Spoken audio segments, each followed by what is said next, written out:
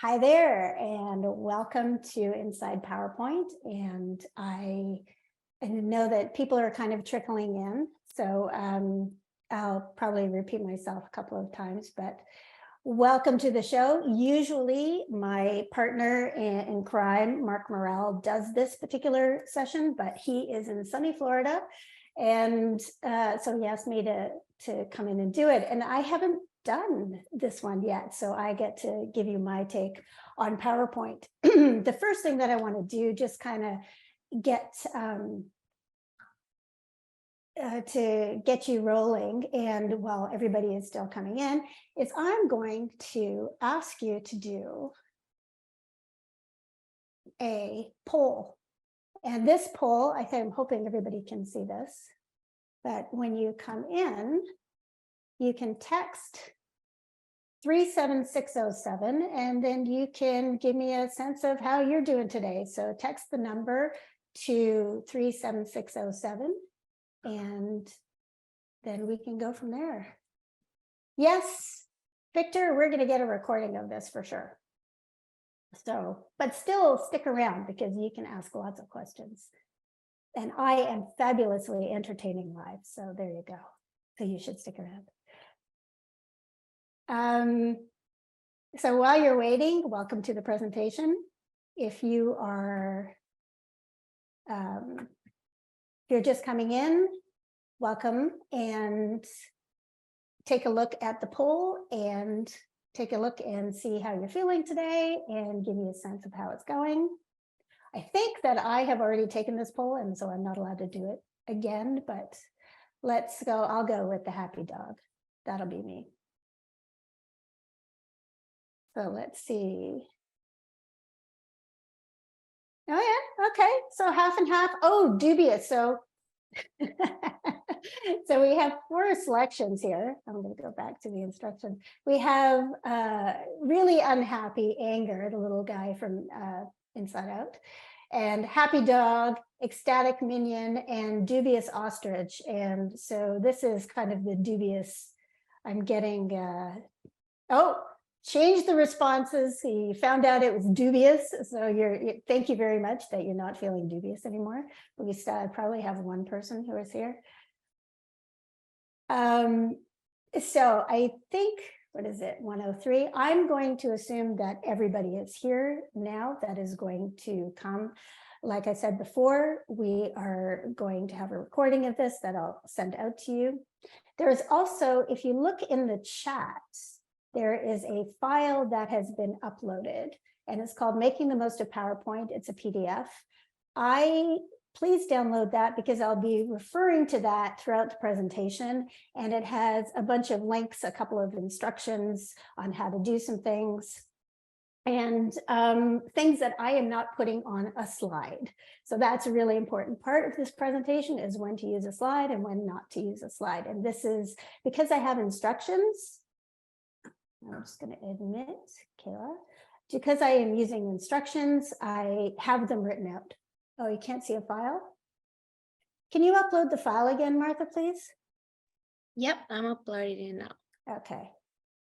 It may not have shown up because we uploaded it before everybody came in.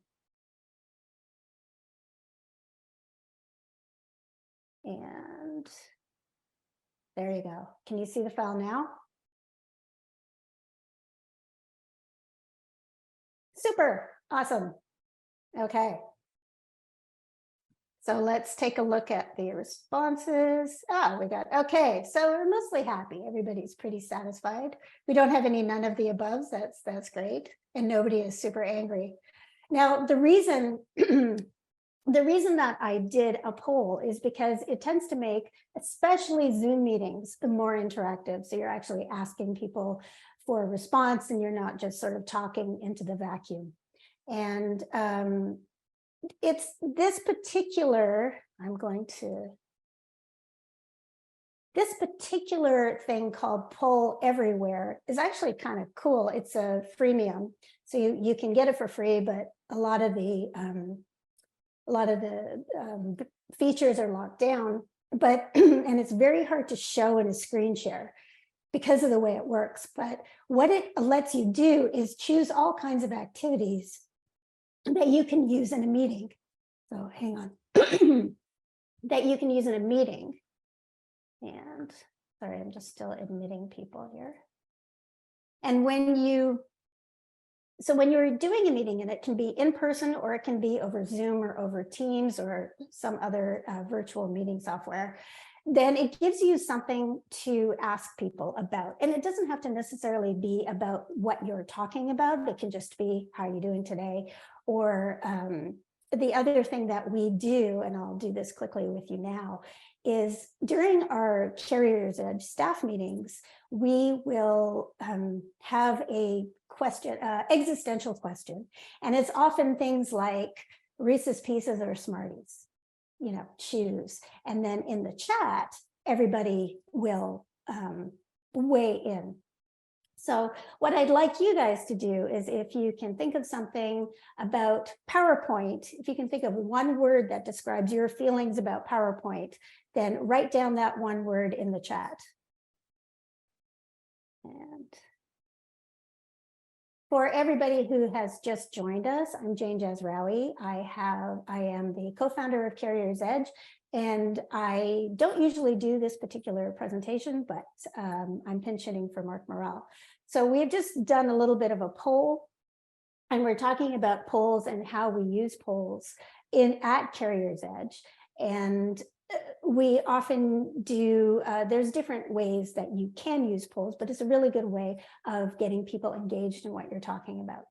So no one has any thoughts on PowerPoint at all. Okay, but if I said Reese's Pieces or Smarties, do you have an opinion on that?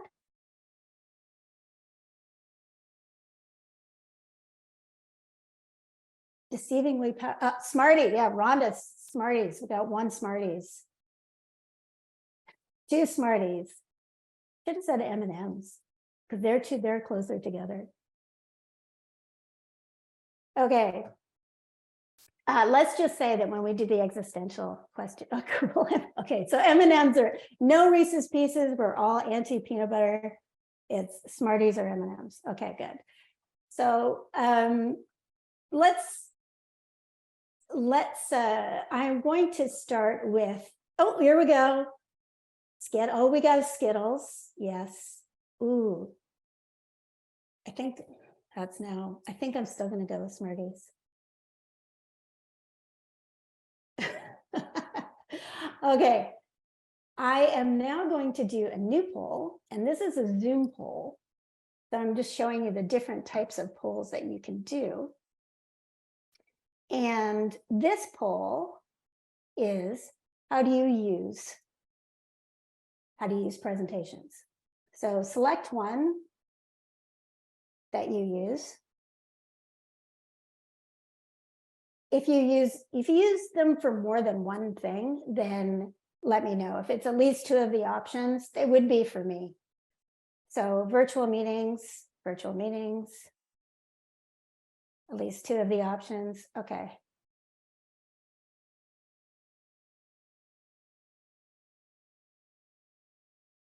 And we also have another question about what is one of your favorite podcasts. You don't have to answer this right now, but you can if you want to. Interesting for polling. It'll do all the polls at once.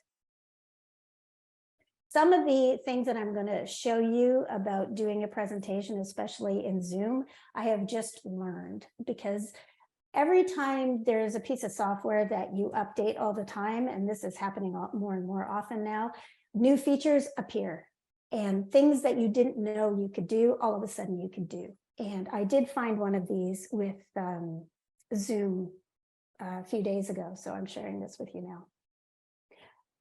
Okay. So it looks like conferences, virtual meetings. I'm going to give you like another 10 seconds.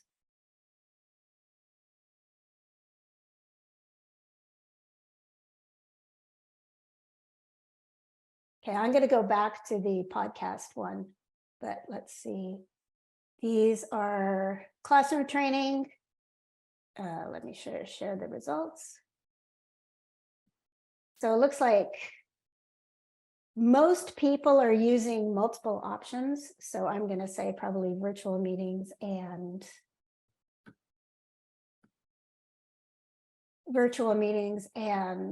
conferences. Okay, so there's a fair bit of virtual and in person. So what I'm going to talk about today kind of goes in both cases. It doesn't really matter if you're doing it virtually or in person.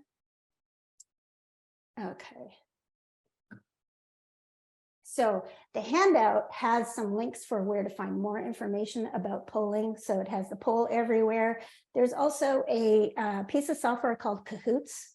If anybody has younger people in their midst, they've probably heard of Cahoots. I learned about it first when my kids were at school, and then they used it in university as well.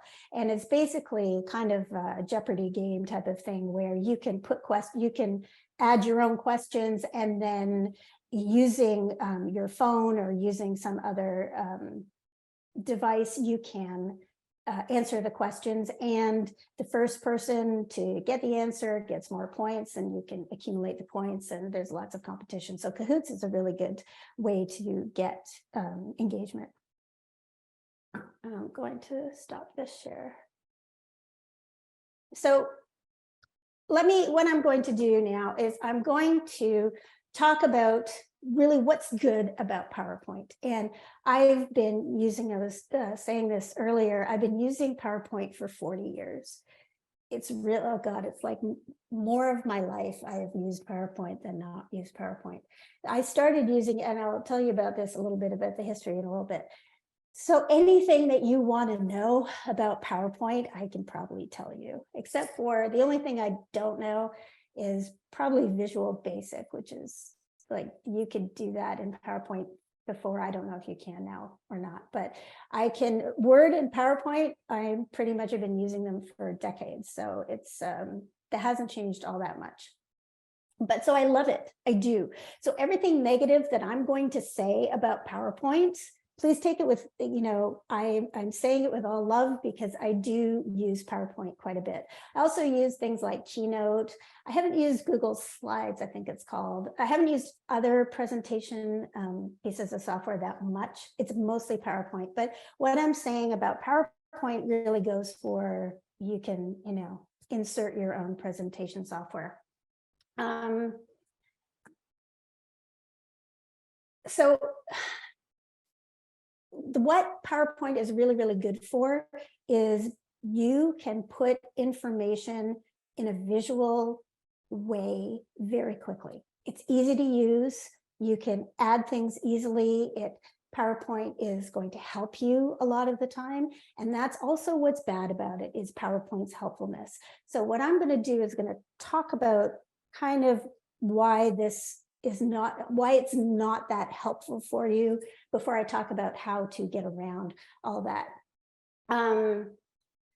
So what I'm going to do right now is I'm going to actually challenge you to not rely on PowerPoint. What I'd like you to do is take notes, which I know it's crazy. Taking notes is kind of like, what do you mean? We're not in school. But if you don't want to take notes, that's fine. I'll forgive you. You don't have to. You can get the recording later and watch it over and over again. But there's a lot of people who are very against PowerPoint because one of the things that it does is it makes your brain very lazy. And if you are not taking notes, if you're just looking at a slide that has the agenda on it, for example, you're not going to write it down. But you're just going to look at it. And if you don't write it down, then you kind of lose a little bit of kind of a mnemonic device. Writing things down actually helps you remember them. So I'm going to repeat a lot of what I say over and over again, because that also helps you remember it. But I'm not going to give you a slide so that you can just kind of zone out. And I'm also going to be talking, but I'm also going to be showing you a lot of things. Just because I'm not showing you a PowerPoint slide doesn't mean I'm not showing you things. So I'm going to try and make it so that you are engaged and you are going to come and look at the screen, and you're not going to do okay, I don't have to listen to this person. I'm going to do my own work and just listen to this webinar. I actually want you to watch it. There's an article, and I think it's in section 4 of the handout. Jeffrey James really hates PowerPoint, and he's the one who talks about the importance of taking notes. And he says that without note taking, the most of the instruction is in one ear and out the other. And you retain next to nothing when you're just listening to a talking head, especially when it has all the bullet points behind it.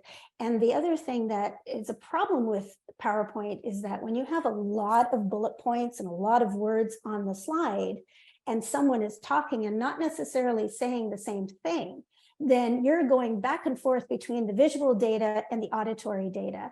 And if you know anything about distracted driving, is that going back and forth between trying to concentrate on things is not very good. And then you tend to not concentrate on either very well.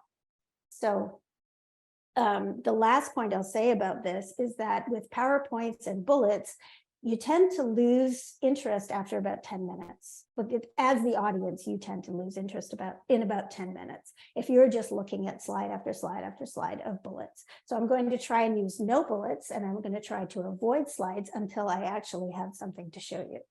So let me tell you what I'm going to talk about for the next 45 minutes.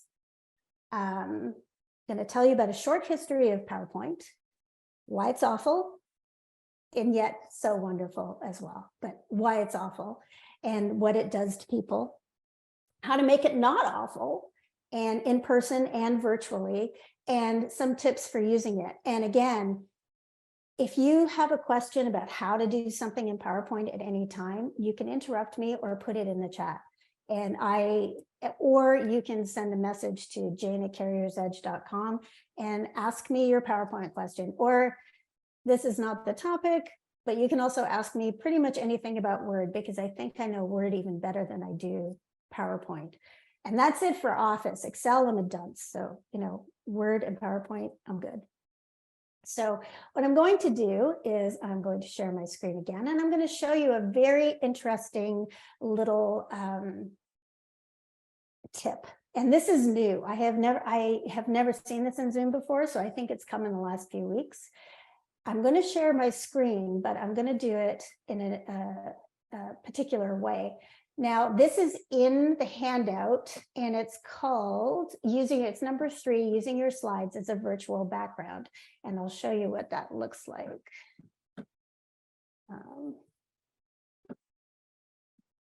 So when you click on share screen, and then if you click on the advanced, there's an advanced tab at the top, and then you can share your slides as a virtual background, and then upload your background.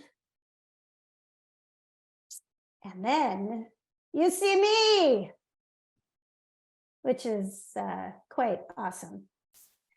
So if you do have a virtual presentation that's happening, and you do have a lot of slides to go through, I do recommend that you try this out, because one of the problems with Zoom or Teams and PowerPoint is that you as the speaker get put in a very, very small. Is this a review of CarriersEdge? No, this is learning to use PowerPoint.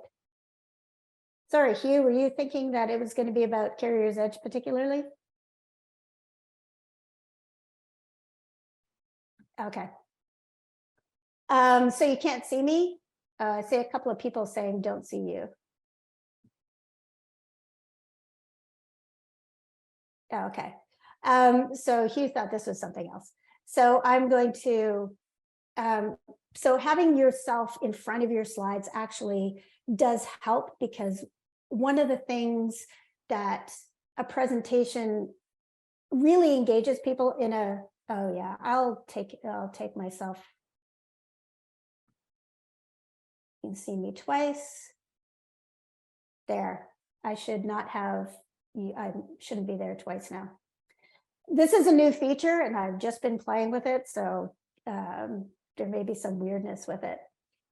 So like I was saying, facial features are important, and when you're a tiny little box at the top of Zoom or at the top of some other application, it's harder to see people's faces. And when you're doing something on Zoom, having the ability to see people's facial expressions or hand expressions in a larger capacity is really helpful. But anyway, so what I wanted to show you was what PowerPoint looked like when I started using it. And this is pretty much it. You'll notice the lovely Times New Roman font, which PowerPoint for a very long time really thought that that font was the best font to use. And in actual, there's a couple of things that I really hate about their default slide, which is one is the title is right in the center of the page. I would have it move it up. And also that it's Times New Roman. It's a serif font. And if you know anything about fonts, like a serif font is the one with the little bits that are attached to the letters. So the C has a little bit at the end. The L has a bit at the top and a bit at the bottom. That is actually much more difficult to read on a screen. So you should use what's called a sans serif font, which looks more like this. This is what PowerPoint looks like today. It kind of looks exactly the same. And will you see me twice in the, you see me twice in this box? Okay, I'm going to. Jane, you're visible on the main screen, and your little video window is also still on the screen. So it's fine. We're just, I prefer you in front of the slide is what I was trying to convey. Oh, okay. So this is okay. This isn't distracting for anyone. Oh, that's cool. Okay, it is cool. I don't know if I particularly like myself this big, but I'll get over that. So anyway, the font is better here. It's still in the center. And what I like you to notice is that it really hasn't changed that much from in 40 years. This is pretty much what you get. There's more bells and whistles in PowerPoint, but you open it and it wants you to create a title slide. That is your first option. It also gives you, I'm going to move myself over. It also gives you something called Designer, which gives you all kinds of background images that I don't know where, it just comes from some algorithm and you just get a whole bunch of them. I would stay away from the Designer, stay away from it, because what I'm going to tell you is that you don't need anything but a blank page. You really don't. Everything else is just going to distract from what you're doing. And I would suggest that when you are creating a PowerPoint presentation, don't bother doing any decorative stuff until afterwards. So how it used to be, pretty much the same, even though everything else about how we communicate has changed. So there's no PowerPoint really, when it was designed, and it was designed back in 1987, it was designed by a company called Forethought, and it was originally called Presenter. And it was when it was actually originally funded by Apple. So Apple gave them some money, but didn't buy the company. Microsoft bought the company and then eventually it got included into Office. So in 40 years, it hasn't changed that much. And it has always been a tool that is more for you as the presenter than it is for you as the audience. If this is really everything that PowerPoint does is for you to design a slide. There's really, and what you can see here in the different types of slides is it really wants you to use bullet points. It really, really does. So you have a title slide, that's fine, that's text. Title and content, that's going to be title and bullet points. Section header is a title, to content and comparison, that's all text. And really, that's why I go default to the blank slide, because then you're not encouraged to use bullet points. So why are bullet points bad? Well, hang on, give me a second.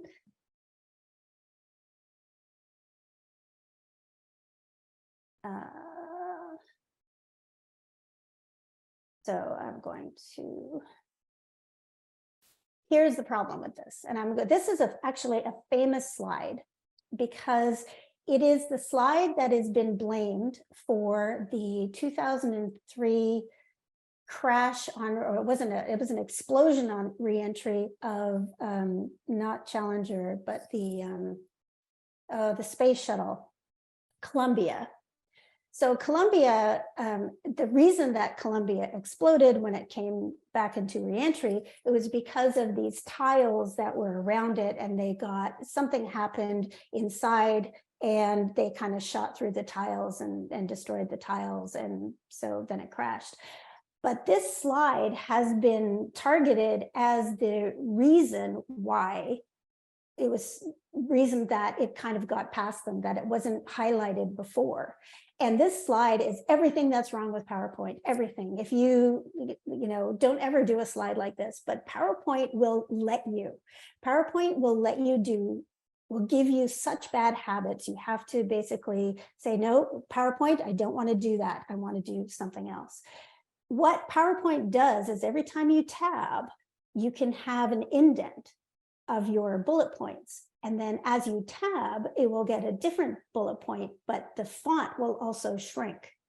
And when you create slides in PowerPoint and you don't think about what you're saying first, you're actually just writing it out in PowerPoint, your thought process is going to go a certain way. And generally, your main point is at the end. So this is something I say over and over and over again in all kinds of presentations about creating content. Always watch for that. Did you bury the lead? Is it at the end? Is your main point at the end of your slide? And when you create things in PowerPoint, it tends to be. So in this case, and don't worry about understanding what this slide is about, I can explain it. It's basically Crater was a test, a simulator that had a bad prediction. And when they wrote this particular PowerPoint slide, they did talk about the tile damage. I'm going to just get myself a little bit smaller. They did talk about the damage that could be done, and potentially that was the damage that was done to Columbia, but they buried it. It was like right down at the bottom of this PowerPoint slide. Now, there is a lot wrong with this. It's written badly. It's not, it doesn't actually talk about the important part of this, which is, if the tile is penetrated, you're going to have a problem. That should have been the actual title. And I'm going to show you an example, a trucking example for hours of service where the same thing happens, because it happens all the time, that the most important thing that you want to say is actually at the end of your slide. And if you have bullet, then probably halfway through, people have tuned out. And it sounds to me that that's what Boeing and the NASA engineers, that's what was happening during this presentation. In fact, it became so awful in the military that in 2010, and I'm trying to remember who said it, it was James Mattis. It was General James Mattis in 2010 said, PowerPoint makes us stupid. And this is it. This is exactly why it makes you stupid, because if you have all of your bullet points and you're just reading them off the slide, then everybody's zoning out. And in fact, he said in a follow-up interview, after he said PowerPoint makes us stupid, it's dangerous because it can create the illusion of understanding and the illusion of control. And that is a lot. I know this happens a lot when you're creating PowerPoint, especially for training, and when you don't really understand the content. What people do is they just slap it on a PowerPoint slide, read it off the PowerPoint slide. And because it's on a PowerPoint slide, people assume that if they don't understand it, it's their problem, but it's not. It's you have to understand everything that you are presenting to an audience, or else you're just doing what in the same article, what they are talking about, which is senior officers say that the program does come in handy for something. So this is after they have banned PowerPoint from the military because they were just over PowerPointed. And there was one good use for it. And this was for basically they would, if they wanted to talk to the press, but they didn't want to say anything, they would do reams of bullet points. And then at the end, have a, you know, any question slide. And he called it hypnotizing chickens. And so I love this. I love this whole thing about, you know, bullet points are hypnotizing chickens. So what I want to show you, I'm going to do a different share.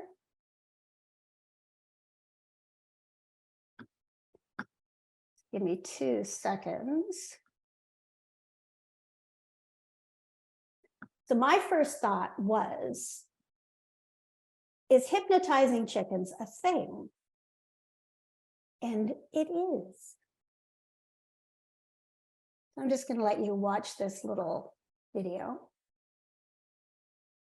There's no sound, but the way you hypnotize a chicken is you draw a straight line in front of them. So they have to be looking at the line, but if you draw it in the sand or in the dirt, then you will actually, if you see in the video, there's a hypnotized bird. It's a little bit sad, but that's what you're doing with PowerPoint when you just give bullet, bullet, bullet, bullet. You're kind of hypnotizing people. And when they think that they should understand what you're saying and they don't actually, and they don't ask questions, then you've lost them, unless you really want to lose them. And that's what the military was doing. It's like, okay, well, we'll just give them a lot of PowerPoint and then they'll shut up. They won't ask any questions. So Zoom makes it even worse because you can't see the faces, as I already mentioned. So I'm going to stop this share. So how to make it better. And this is there are 3 questions that you can ask. There are 3 questions that you can ask to make PowerPoint better. And one of them is, who is the audience? So figure out, you know, are you presenting to executives? Are you presenting to people who have English as a second language? How old are they? You know, what position they're in? What's the environment? How long do you have to present? There's a big difference between presenting for an hour and presenting for 3 hours. And one of the worst things that you can do with PowerPoint is not look at your slides that you used for a longer meeting and take them down. It's very, very important that you take out slides that you're not going to use, because it's kind of like the hypnotizing chickens, is that, you know, if you're looking at slide and slide and slide, and then the slide that, oh, don't look at these because these don't count anymore, that's even worse. So who's the audience? What's the environment? And what do you want to say? And what's really important is when you're thinking about what to say, is don't put it in PowerPoint, put it in something else. So 1/3 of your presentation, or 1/3 of the time, should be thinking about what you want to say in your presentation, and the other 2/3 can be doing your slides. I tend to do them at the same time, but you should be planning it out. And this is kind of a rough version of what I was planning out that I do in Word. And you'll notice that I am doing indents and bullets and different things, and it's rough and it's kind of gross. This is not something that I would be sending to anybody, but it is important to do that because you want to gather your thoughts. You want to figure out what it is that you want to say. And is PowerPoint the best way to do it? I decided to do a handout because I wanted to explain more about things. I wanted to give you links, and a handout is way better to do that than me doing it on the PowerPoint, putting it in the chat. Handouts are really, really good for that if you have a lot of information to share. The polls are good for interactivity. There's different other types of online activities that you can do rather than just have PowerPoint slides. So my planning for this particular presentation, that there were 2 major chunks. One is the problem with PowerPoint. And the other is the alternatives to hypnotizing chickens. And what I didn't do an agenda slide because a lot of what I'm doing is going back and forth between the two things. So I'm going to show you now an hours of service slide. Now, one of the alternatives, oh, hang on. Actually, before I do that, let me want to do can I run this poll again?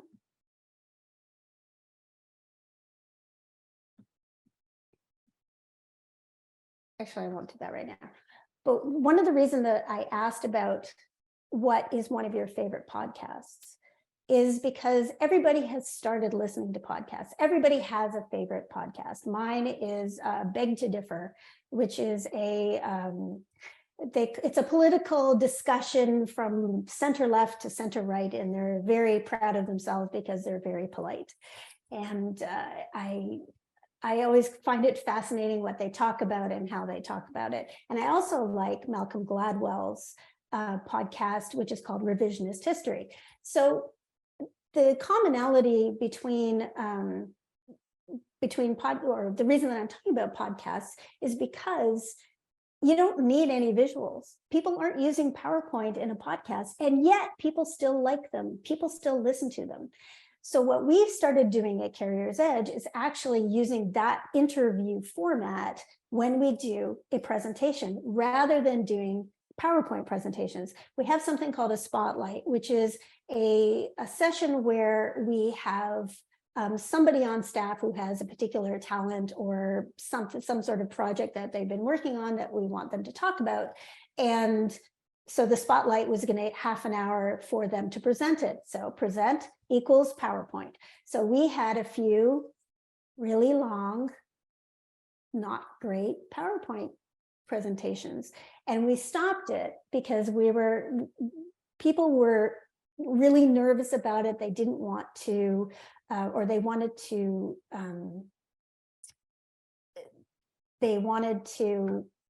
take way too much time to prepare. So what we did was we decided, okay, you know what, let's do it in an interview format. And the interview format takes away a lot of the stress of actually presenting something, because you know what you're talking about. Someone's asking you questions. You don't have to worry about how long you're taking to talk about it. So we have really found that the interview process has been really, really, really helpful in getting people to talk about their interests and their projects in a lot more engaging way. So let's look at the slides. So this is what a lot of people use for slides. And there is a major problem. Well, there's a number of problems with this particular slide. I found this slide pretty easily. All I have to do is look up hours of service presentations, and I get a whole whack of this stuff. So I just chose one. I took the author out of it. But when you are doing a PowerPoint presentation, you have to think about, is this the best way to present? So for hours of service regulations, most of the people on this call know what this slide says and understand it. It really doesn't need to be a slide. If you're going to talk about regulations and you want to talk about the ins and outs of particular regulations, like, you know, all the 3 duty statuses, blah, blah, blah, then this is not the way to do it. If you are doing this PowerPoint presentation in front of people, I think it's not a waste of time, but there are better ways to do it. And online is a good way to do it. If you just want people to get a basic understanding of regulations, then get them to go through an online course. And if you have to use PowerPoint for your online course, then so be it. But let them do it on their own. Let them read the content and figure it out for themselves. When you get them in a classroom, absolutely use PowerPoint, but you can also do things that are more hands-on. So for example, if you are going to do hours of service, then make them fill out a log for a particular scenario, because you still, even though they're ELDs, you can also have them doing hands-on practice with an ELD, but you still have to know how to fill out a log if your ELD craps out. So they need to do it. It'll give you a good understanding of how much they know about filling out logs, or it can also be a fundamental discussion about what the problem is for a particular customer, or for parking or personal conveyance or whatever it is. So you can take PowerPoint and you can use it for doing this kind of stuff, but don't put information on that people already know. If it's something that they should be taking a different course for, so everybody's on the same page, or you can use a different medium to do it. So use a handout or use a physical activity. For a lot of drivers, doing the physical activity is going to be way more meaningful to them than doing PowerPoint. It's harder for you, but it's better for the driver. So for in this particular slide, one of the problems is that the first problem that I see is, why is that second bullet red? And the reason is probably because they think it's important. But if something is important, put it first. Just put it first. Don't highlight it in red, because if this is the highlighted thing, if this is the most important part of the slide, then make it go first. It could actually be the only thing on the slide. You don't need anything else. You don't need to overdo your slides. The next thing and this is one of my absolute pet peeves, and I'm going to show you how to fix it. You can see it, I'm just like, oh my God, is people distorting images. Images are one of your most powerful things to use in a presentation. And often I will just show a picture or a screenshot or just one big thing to highlight what I'm saying. So when you are using a picture that, one, it doesn't really have much to do with what your actual content is, and two, it's distorted. It really doesn't add to your presentation at all. It just looks lazy. And the problem is that PowerPoint wants you to do that distortion. It actually wants you to, it gives you these templates and says, here, you can put a picture in this side, and click here and you can add a picture. But if the picture is the wrong shape, then it looks distorted, and then you get this kind of thing. So I'm going to actually show you something in PowerPoint that I'm going to show you the presentation. Let me just share my screen again, because when I do that, it gets mad. So I'm now looking at PowerPoint, and this is the awful slide that I don't like. And here's the picture, and I really dislike this picture. You can make a picture. It's very easy to distort it. I can do this just by grabbing the side. But if you hold down the shift key, and this is in your handout as well, if you hold down the shift key, you cannot distort a picture. You can only, well, actually you can. If you grab it from the side, that's new. But if you want to, so this is what it's supposed to be like. So this picture, I think this is about what it should have been like. If you want to make it fit into a square, what you can do is crop it. And all you have to do is right click and crop. And then you get all of these handles that will, and then click outside, and there you go. If I want to go back again and change the crop, I just right click, hit crop. And then you can move the picture around inside, and then it'll fit. So if you go, you can see there's a huge difference in that picture. So if you do take a picture, and I encourage you to do that, because for most, 99% of your presentations, a photo of what you're talking about is way more engaging, like 300% more engaging than something you got off the internet that's nothing to do with your particular topic. The other thing that you can do, and you'll notice that all my slides are blank slides. I love the blank slide. It is my go-to. But the other thing that I love is PowerPoint lets you do some really cool diagrams. And you don't have to necessarily do, you don't necessarily have to be a master of diagrams. So this diagram, the way that you do that, you can do insert, smart art. And I'm on a Mac, so mine is going to be slightly different than yours. But if you look up smart art in help, you'll find it'll probably be an insert or draw or design. And you can create all kinds of, here's the one that I used cycle. It is really hard to find. There's lots and lots of cycles that would look great if you drew a cycle, but it's really hard to draw all those arrows going around and around. But here you can just enter your text. So driver does a survey. This is the survey process. Then review results. Decide what to change. And then communicate. Now, I don't want this last one, so I can just delete it. And there you go. You have your, and a lot of these things are very easy to use. You can also change the color. If you double click in the thing, then you can look at your format shape, and then you can change the fill, you can change the line, but that blue that is by default is actually very useful. And then if you absolutely must use text, then you keep it short. And this is something that Mark and I have both adopted when we're doing presentations, because people do want to see text. One of the presentations that I do most often is a best fleets presentation. And when I'm talking about best fleets, what I often do is a chart. And the charts are going to be a percentage of people who are doing driver surveys versus people who aren't doing driver surveys.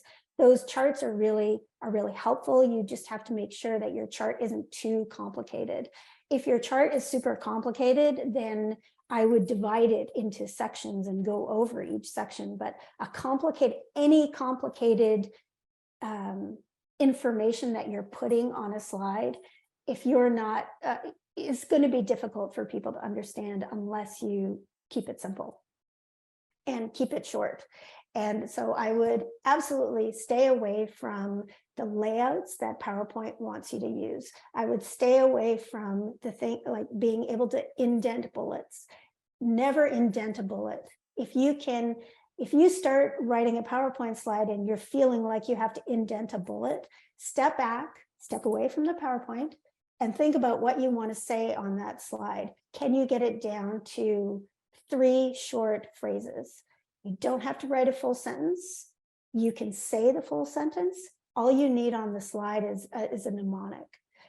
Now, if you're using PowerPoint as a documentation tool, so if you're using it so that you can upload it to Articulate or something for online training, then that's a totally different thing, that you're expecting people to read it. But the same information goes if you put too much text on one slide and you try and combine too many different thoughts and too many different ideas, people are going to get confused. And putting it all on one slide is not necessarily the way to go. One of the things that I'm constantly doing with the content team is saying, nope, that's another page. Nope, that's another page. That's a pop-up. Take this out of the pop-up, put it in another page. So when you are doing a presentation, you actually have to do the same thing, is what goes on the slide and what am I saying? So you can write out your script in Word, you can write out what your thoughts are, but the PowerPoint should be as basic as you possibly can. I wouldn't even bother changing the background color. It's absolutely, no one has ever complained to us that we use white backgrounds for presentations.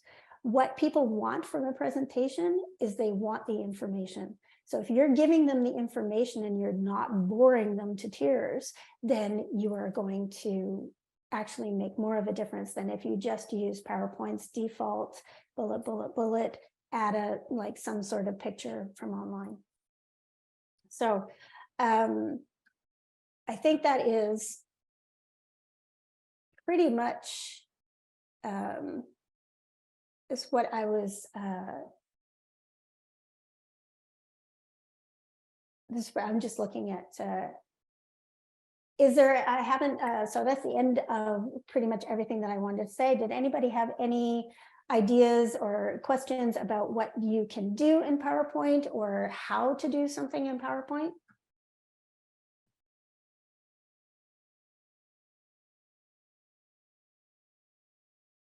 All right. Well, I would like to thank you all for coming, and you can have your 10 minutes back that I left you at the end of this presentation. And this is our latest in our webinar series. And if you want any more information, if you're interested in asking me a particular question, then you can send me a message to jane@carriersedge.com, or you can give us a call at 866-530-2430. Thanks a lot.